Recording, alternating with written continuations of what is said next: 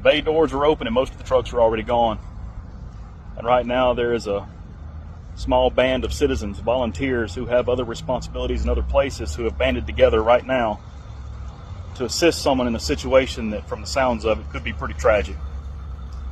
And I'm offering my prayers to all parties involved. But that's small town living. The everyday person has to do the not so everyday things. In my first video that I did about living in a small town, the first thing people wanted to ask is, well, what do I do? Well, aside from my 17 years of law enforcement and corrections and my past history of being the assistant chief of police in this town before I bought this store behind me, and aside from being financially invested in the entire operation you see behind me, we in a small town would like to call what I do none of your business. I also read in the comments people that said, oh, you small town people, y'all don't like outsiders moving in.